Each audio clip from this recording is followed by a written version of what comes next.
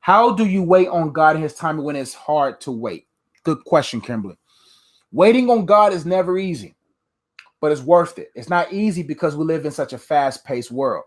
Just because the world is moving fast doesn't mean God has changed his pace.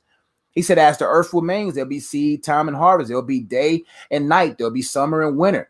And these things, I mean, God ain't moved by time because he's above time. Therefore, we have been programmed to get things earlier than we should. We have been programmed to pursue things without preparation. We have been programmed that we can get things without being mature. And so when you've been programmed that way for so long, now when you actually have to wait the original duration of something, now because you become impatient because you like, oh, I thought that I like you can get a bishop certificate, you can get a pastoral certificate, you can be a pastor without even being covered, you can start a business without being, you can do it. There's a lot of things right now because of the internet age where you're able to do it without no assessment of character.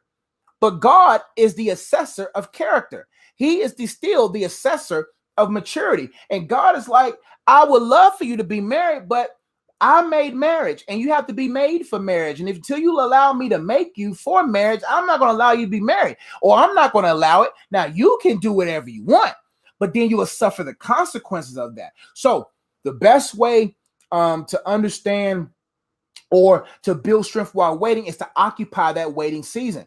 Those, unfortunately, but fortunately, those who desire the will of God, you have to deal with what comes with that. You have to deal with that God ain't going to be moved by your tears. God ain't going to be moved by your threats. God ain't going to be moved by your time. And you just got to deal with what you got to deal with. You got to know for a fact that God may have you wait longer than you should. That's why one of the fruit of the Spirit is long suffering.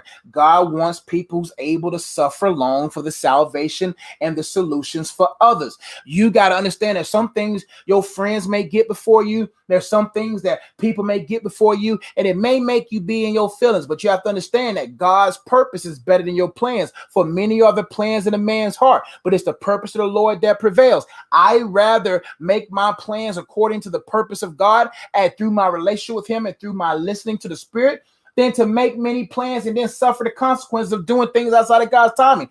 The consequences of doing things outside of God's timing is always greater than the pain you feel while waiting. Listen to me clearly. Listen to me clearly. The time spent waiting will always be lesser than the time you spent not waiting.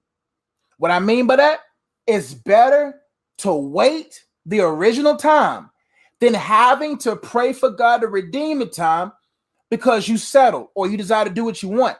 A lot of people have doubled their time because of an Ishmael instead of trusting God for the Isaac. And so what happens is God told you Isaac was coming, but you want to do God's work in your own hands, and you brought an Ishmael, which is now still ineffective. It's still affecting the world today. If you just would have just chilled and just waited on God, you wouldn't have had to suffer the wasted time that you wouldn't have to worry about the consequence of the wasted time that you birthed because you want to do what you want to do. I'm telling you, waiting on God is worth it. What you do in the process of waiting is to work that time. It's to wait on God, serve God, be productive, get active.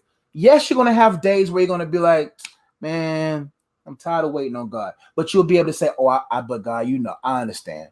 Like Jesus said, God, Father, if it be thy will, take this cup from me. But he said, not my will, but thine will. It's okay to say, God, man, I really wish I was married, man. God, I really wish, but God, not my will, thine will. Because my will have me driving into ditches. Your will have me driving to my destiny. Hope that helped.